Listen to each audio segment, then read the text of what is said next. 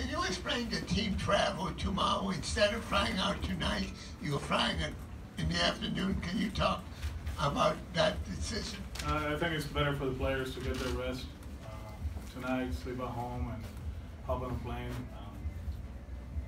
We've been talking about it throughout the playoffs, and it's tough traveling to go to LA, but we're not complaining. We're in the World Series, so if it was Milwaukee, we were going to fly tonight, but now that it's LA, we'll stay here, get our sleep, hop on a plane, and be there tomorrow.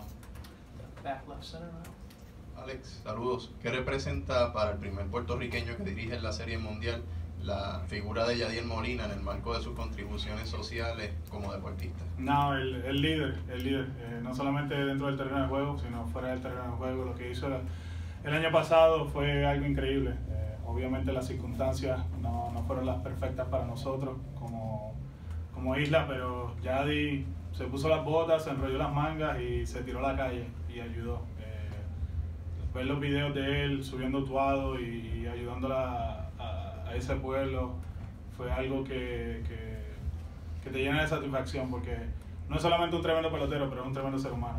Yo soy fanático de Yadier Molina, lo aprecio mucho, siempre reconocí las características de liderato que él tiene y que sea reconocido con el premio Roberto Clemente, yo creo que es perfecto.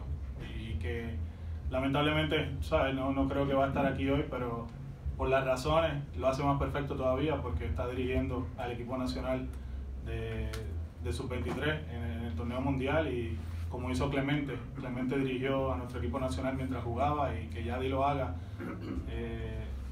Me hubiese encantado que estuviese aquí, pero a la misma vez creo que es perfecto que no está aquí por esa razón. George in the fourth row. Alex, how comfortable has having Eovaldi in your bullpen made you, and is there any temptation to leave him there?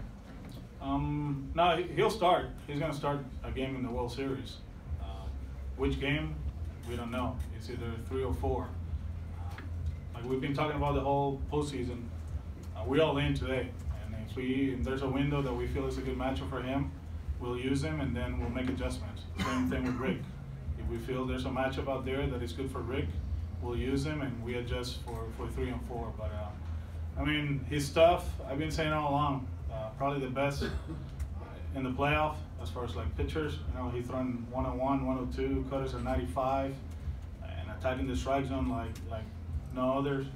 I mentioned about Charlie Morton last year, what he did throughout the playoffs, and it seems like Nate is becoming that guy.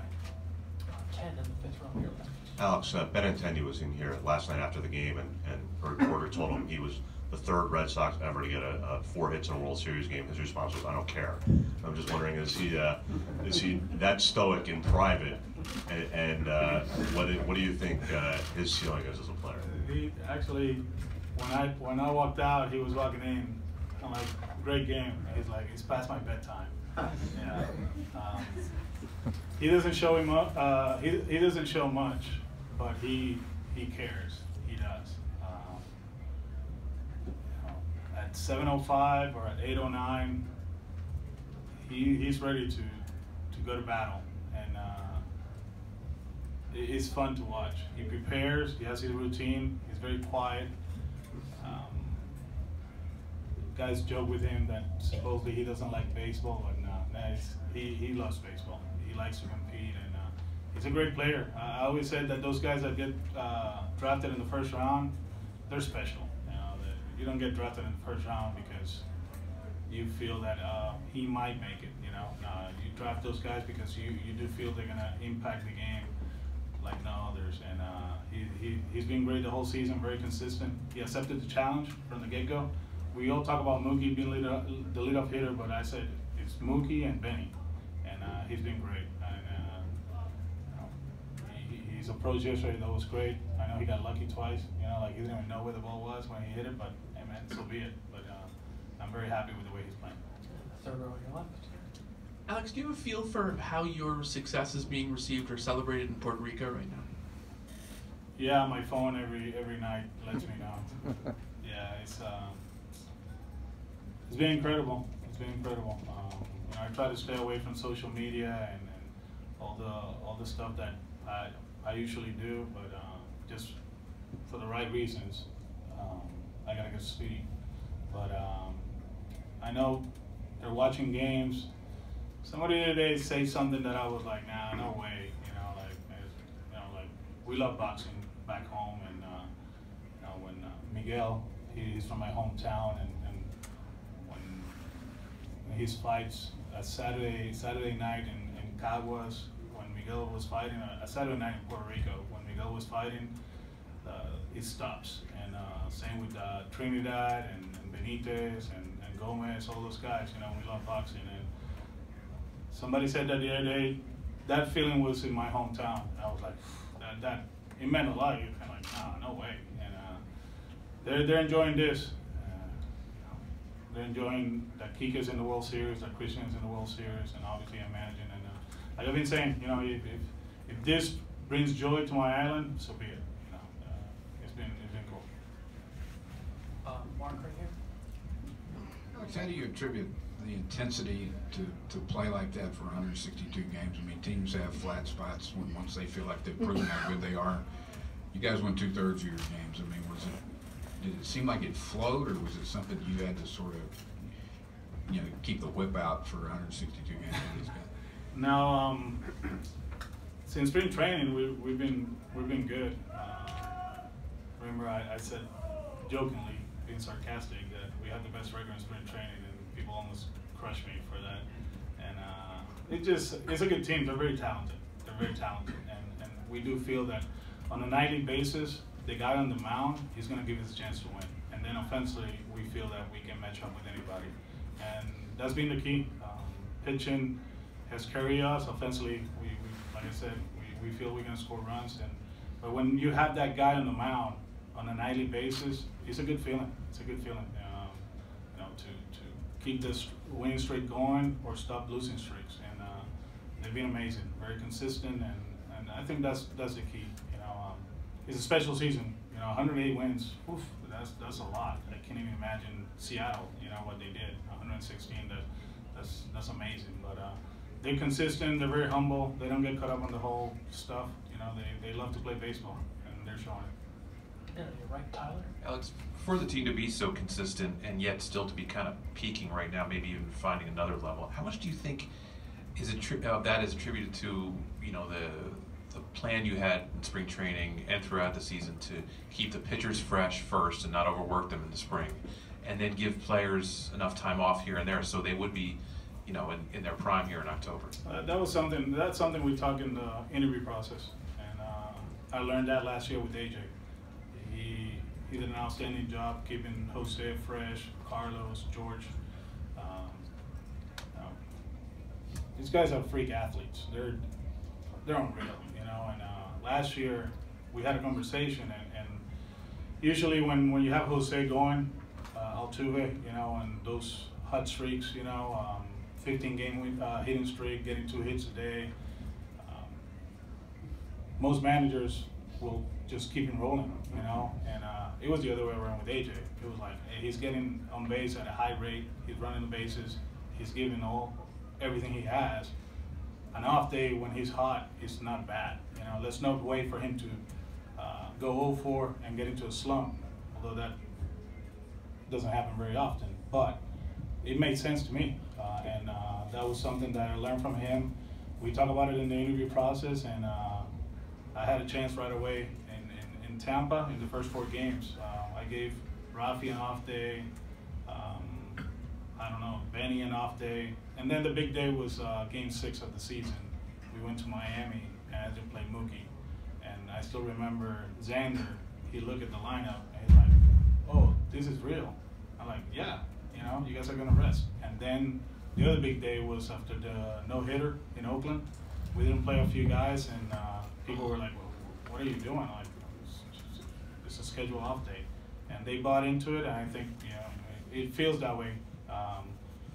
They look that they're fresh, and they're playing probably as good like the first 17 games of the season when we were 15-2. And the second row on your left. Hola Alex, preguntarte, hace 2 años comentabas que sentías que había muy poca oportunidad para latinos como manejadores, decías que muchas veces al latino nada más le llamaban para entrevista, para tener que se cumpliera la cuota racial, de tener a un afroamericano, a un latino y a los demás. Preguntarte si sientes que ha cambiado, digo, de 2 años para acá ya tenemos más managers latinos últimamente. Esa sería mi primera pregunta. Y segundo, si lo que has hecho, las 108 victorias, haber ganado ya el juego 1 de ser mundial, aunque sabemos que te falta un poquito más, si sientes que lo pueda cambiar, que en el futuro podamos ver más managers latinos a raíz del 2018 que tú estás teniendo. Yo siempre he pensado que en el proceso de dirigente, cuando las organizaciones empiezan a verte como una persona capaz y no minoría, las puertas se van a abrir. Y a través de mi proceso con Texas, Arizona, San Diego, Detroit, Nueva York y los Medias Rojas, nunca pensé que la entrevista fuese una por cumplir con las reglas de MLB. Yo siempre pensé y me sentí que era una entrevista real. Solamente una entrevista la vi como que sí, era para cumplir con las reglas y no fue para dirigente. Pero nada, al fin, cuando las organizaciones comiencen a ver a las minorías como capaces de correr un equipo, pues va a ser mucho más fácil. Pero si seguimos entrevistando gente o candidatos, entre comillas, por cumplir una regla, no se va a dar. Espero que mi éxito, que el éxito de los Medias Rojas, le dé la oportunidad a otros. Hay muchos que son capaces de ir a Grandes Ligas. Sandy Alomar Jr., Joey Cora, Charlie Montoyo, Josué Espada, Alex Cintrón. Son personas que son capaces. Es cuestión de que le llegue el tiempo. Hay que ser paciente, hay que ser sumamente paciente. Esto no es de que porque ahora los Medias Rojas están ganando, pues vamos a contratar a los latinos a dirigir. No. Es un proceso y hay mucha gente capaz que puede dirigir, tú sabes, Ron Renicky, ¿sabes? Son personas que están preparadas también. Esto no es de que eres blanco, negro, latino. Es que eres capaz y las organizaciones van a reconocerlo y te van a dar la oportunidad. We'll stay in the second row. Alice, can you just talk about the production you're getting out of third base, and how do you decide who to play? Because it's obviously not a matter of whether the other team has starting a righty or a lefty. Yeah, I mean, their lefties are different. We do feel that Rafi matches up well with some of them, so that's the reason he started yesterday and he's starting tonight. The quality of his at-bats since he came back from rehab assignment, amazing. He's been able to slow down the game, not chasing too many pitches, and you know how special he is. You know, he's a threat, and he's been doing an outstanding job with us, not only offensively but defensively. With Nooney, we know what he can do, and with them, it's a tough team to match up. And if you unload all your lefties and you don't have righties or lefties, you know, you have to keep your righties and your lefties balanced on the bench. That's the most important thing, because we know they will go to their matchups, and you know, hopefully it works into our advantage. That it's going to be one at bat or two at bats that we feel that if we hit for somebody, it's going to be to our advantage. And yesterday, it happened that he hit a home run. If he doesn't hit a home run, probably people will be, you know, why he hit for Devers. But we felt that was a great matchup for us. And that's the reason he didn't start it, and that's the reason he came and pinch hit. And credit to Nooney, he had a great game plan and put a good swing on it and hit out of the ballpark. Just three last ones, Alex, here. Alex, two totally different questions. First, with Yadi winning the, I know you addressed this earlier in Spanish, but you know, what impact has Yadi had on the island's recovery efforts? It was amazing. I know he helped most of the towns back home, but there's one specific, it's Utuado. That's where Springer's family's from, Georgia. And he went up there and he went house by house to give ice bags and food, and you know, he was up there for a while. And I always, you know, I call him the leader, you know, because he's the leader of our national team. He's the leader of the St. Louis Cardinals. he's the leader on the field. But off the field, he became the leader last year. And he put a lot of effort. His foundation, they do an outstanding job. Yadi and Wanda and the kids. And I'm very proud of him. Actually, it's kind of like ironic that, I don't think he's going to be able to be here, but the reason is the right one. He's managing our under 23 national team. So he gets the Roberto Clemente Award, and Clemente, he managed our national team at one point while he was playing in the big leagues. And that Yadi's not here because of that, it's like, wow, it was meant to be.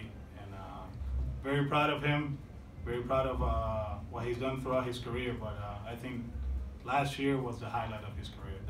What he did was amazing. And the other separate question is, a lot of conversation about how Benintendi and Devers handled lefties. Are you concerned at all about kind of the speed with which teams are platooning younger players rather than giving them developmental opportunities against lefties? How difficult a balancing act is that? I mean, I think I talked about it last year somewhere. I don't know. It's one of those that in the minor leagues they can hit lefties. They play against everybody, and then they get here and oh no, he can't hit lefties. That's probably on us. It's probably on us, and we let Rafi play a lot against lefties, and Benny too. I don't know. It's probably a organizational philosophy.